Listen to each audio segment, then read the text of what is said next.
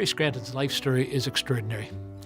Almost a century of life. Born in 1918 in an amazing flu epidemic in the United States, one of the few to survive that year.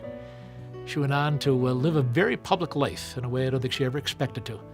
And in the course of that public life, she was enormously involved in the community that bore the name of her husband's family, the Scrantons. And she always saw need and responded. She recognized people, especially who were vulnerable. Whether it was her work with the Friendship House or with Scranton neighbors, she saw the needs of others and could not sit still. And when Mary spoke, others listened.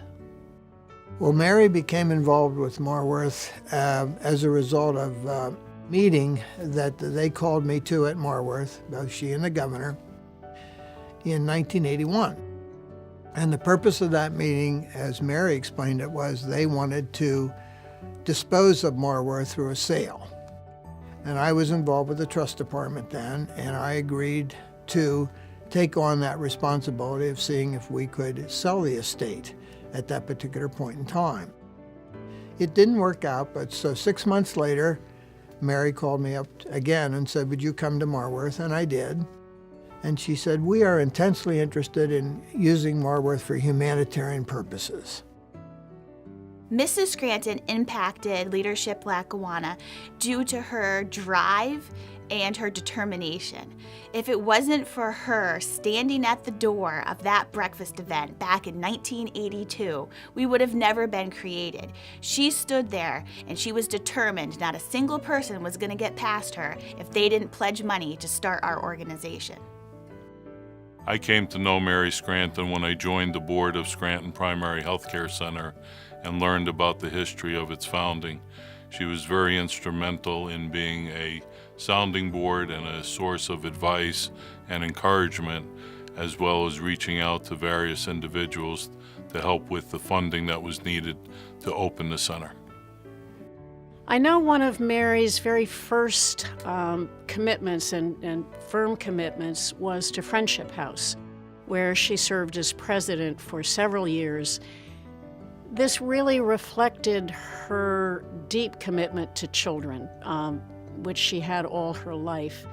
And her children remember many dinner table conversations that totally revolved around Friendship House and the children of Friendship House because she was just so committed to that. Mary Scranton and her family have been major contributors to the University of Scranton. In fact, in the 1940s, when the officials of the university were negotiating with the Jesuits to take leadership of the university, the family, Mary and her family, donated their estate to the university.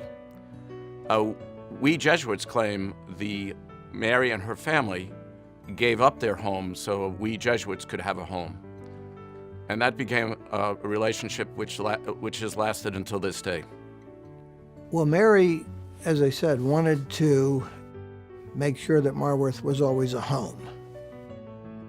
And I just recently met with 4 gentlemen there who were going through the program for opioid addiction.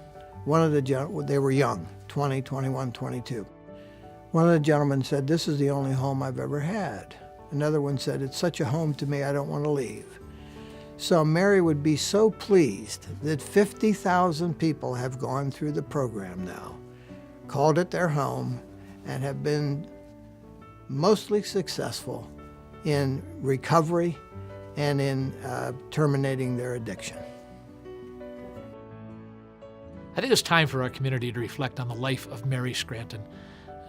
It was beyond the pale of ordinary in any way you look at it. And I think because Mary was so iconic in our community, people never really saw her as needing to be involved as she was. And she was always, I think, surprising us with her outreach, with her candor, with her directness, with her style of helping. And it was truly inspirational. Her actions prompted others to do more. And truly, I think that's why we honor her today with a lifetime acknowledgement of a lifetime worth remembering. Mrs. Mary Scranton is classic. She embodies the principles and the characteristics of what we should all try to be every day of our lives. She was a wonderful woman. She was generous, she was kind, and she was caring. It's very possible without Mary Scranton's involvement and encouragement, Scranton Primary Healthcare Center would never have existed, and without them, the 230,000 patients that have been seen in its 38-year history would not have had a place to go. I think one of Mary's major projects that she was passionate about indicates her effectiveness in working for other people, and especially the underserved in the Scranton area. She was one of the people who spearheaded Scranton Neighbors more than 40 years ago. And she and her sidekick, Meyer Alprin, who many people remember, were known as Bonnie and Clyde because they were so committed to raising money for Scranton Neighbors and that really pioneering housing project. And that was just typical of Mary. Mary Scranton should be remembered, and I'm delighted to think today that this community does pause and think about her life. She was loved in life and should never be forgotten in death. She was involved in our community in a way that was never, ever expected of her. She went beyond the pale and reaching out and pointing out to the rest of us, these are people who should be served, and we should be asking others to help them. She saw the vulnerability in others and recognized that all of us have an obligation, a duty to respond. When she spoke, we listened. When she called out, we certainly did respond. And I think to honor her life, all of us should do the same as we go forward.